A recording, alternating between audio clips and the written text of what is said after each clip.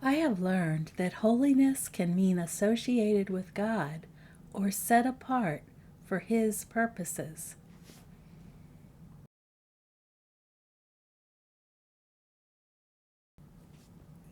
Living a holy life begins with God.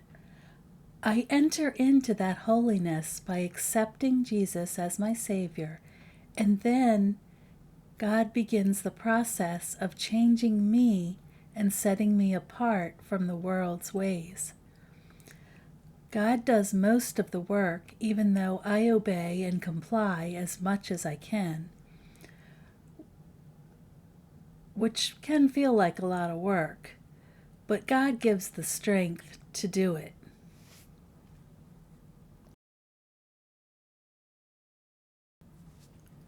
Blending into the world's ways is easier. I can eat a pint of ice cream when I feel sad or bored, and I do feel better while I'm eating it. But when I'm finished and the empty carton is in the trash, the same feelings I had before creep back in. On the other hand, I can take those sad, bored feelings and step outside to take a walk. I notice nature all around me and soon realize that God is still God, and I gain a new perspective. And these new feelings don't end when the walk is complete. Being set apart for God is much better. His ways are much better than my ways.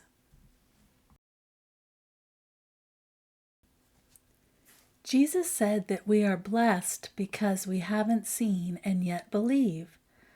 Abraham is the father of those who believe. He believed, and it was counted to him as righteousness. He also, by faith, left a land where he was very prosperous and went out to live in a new place that the Lord spoke to him about. He didn't know what the land was like. He just went. He also offered up his only son Isaac as a sacrifice. Abraham knew that God's promise would be fulfilled through Isaac and was probably confused. If he killed Isaac, how would the promise come to be? But yet he was willing because he knew that God would provide the answer.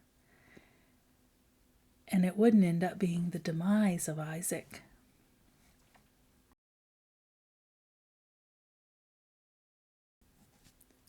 Sometimes I ask God to just show me if I am on the right track, to give me a glimpse of the future so I'll know what to do.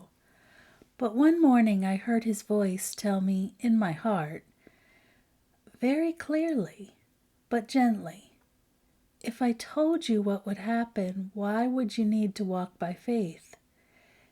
It sounds so simple, but sometimes it's still hard to actually live by this. But it is good to walk by faith because He knows everything and I know little.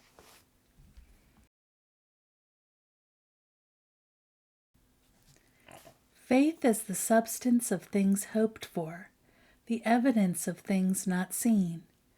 Faith and hope are bound together. If hope is a good thing, then faith is too. Not knowing what is ahead keeps me walking in the present moment and really noticing the miracles all around me. Walking by faith is like driving on a foggy morning. You may only see a few feet in front of you, but you keep going forward anyway, because you know that you will eventually reach your destination. The Lord your God takes hold of your right hand and says to you, "Don't fear, I will help you."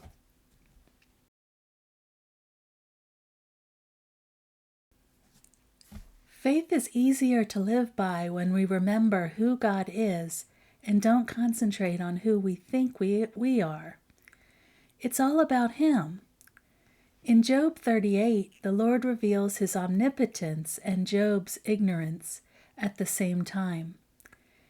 Who was Job to question God? Job was speaking without full knowledge of the situation. God knew it all. God told him to listen up and answer when he asks a question. Where was Job when God created the heavens and the earth? Job couldn't answer. Did Job know how God worked his creational magic? No. Like Job, we don't know even half of God's plan ahead of time. We don't know why God does what he does, but yet we ask him the why questions all the time. We need to trust him like a baby lying in its mother's arms. We can sit on our Father in Heaven's lap and be comforted.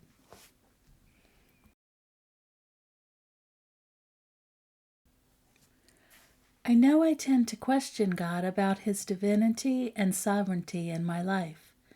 I don't even really think about it. I just grumble, complain, and theorize about how he should run my life, like he needs any of my input. Although I'm glad that in his wonderful mercy he does take time to listen to my small ideas, he created us in all the intricate workings of our bodies. Does he need any help in orchestrating our lives? Can we keep our heart beating or control our very breath? Who knows us best and can see how every decision affects our future and everyone's future that is around us? We should just be still, listen, and maybe we'll learn something about really trusting in his love and care for us.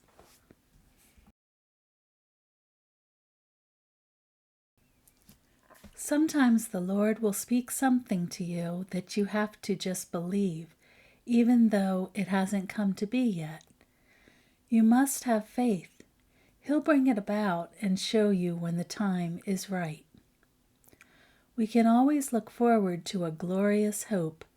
This kind of hope is a strong and trustworthy anchor for my soul, anchored in God's inner sanctuary.